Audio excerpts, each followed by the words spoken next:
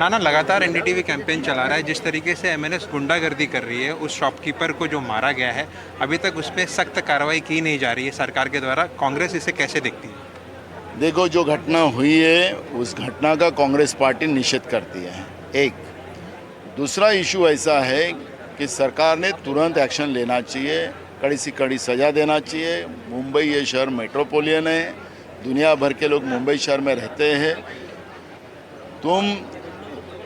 तुम्हारा संविधान ने अधिकार जो दिया है, सबको अपने अपने भाषा और अपने धर्म के प्यार करने का अधिकार दिया है, लेकिन किसी को ज़बरदस्ती करने का अधिकार नहीं दिया है। अगर सरकार कार्रवाई नहीं करती तो हमको ये कहना पड़ेगा कि ये सरकार निर्मित कांड था और ये कांड करना सरकार ने बंद करना चाहिए और इस तरह से दहशत पैदा करने का काम वो ना करे। ये सरकार को हम सूचना देते हैं। मीरा रोड में प्रदर्शन चल रहा है, सभी व्यापारी एक साथ आए हैं इसके खिलाफ।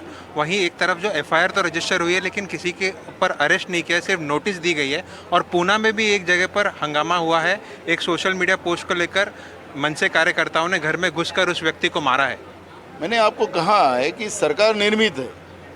अगर सरकार कार्रवाई नहीं करती है तो ये सरकार निर्मित है और सरकार ही महाराष्ट्र में आने वाली लोकल बॉडी चुनाव की तैयारी में लगी हुई है। और ऐसे ही विभाजन कर क्योंकि बीजेपी का मेन शस्त्र जो है चुनाव का, आपस में लड़ा दो और उसका फ़ायदा अपन लो। अंग्रेज जैसे थे डिवाइड एंड रूल, वैसे वो बीजेपी का काम है। लेकिन लोकतंत्र है, ये बीजेपी ने ध्यान रखना चाहिए। इस तरह से भाषा और जाति में फ़र्क लगाकर लोगों को मारपीट किया जाता होगा और ऐसे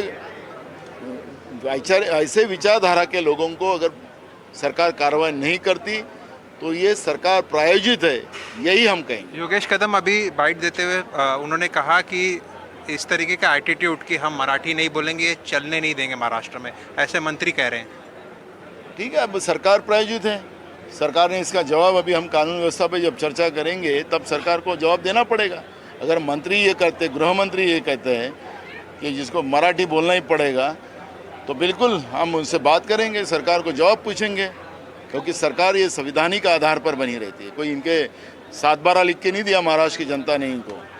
तो इसलिए महाराष्ट्र की मुंबई ये हमारे देश की आर्थिक राजधानी है, मेट्रोपोलियन सिटी है। यहाँ विविध जाति और धर्म के लोग रहते हैं, सबको रहने का अधिकार है और उनके अपने कल्चर के साथ रहने का अधिकार है। ये कोई इनके हिटलरशाही के ऊपर नहीं है और इसलिए हम जवाब पूछेंगे सरकार को, सरकार ने जवाब देना चाहिए। और मंत्री ने अगर इस वक्तव्य को किया होगा तो मंत्री का रिजाइन हम मांगेंगे।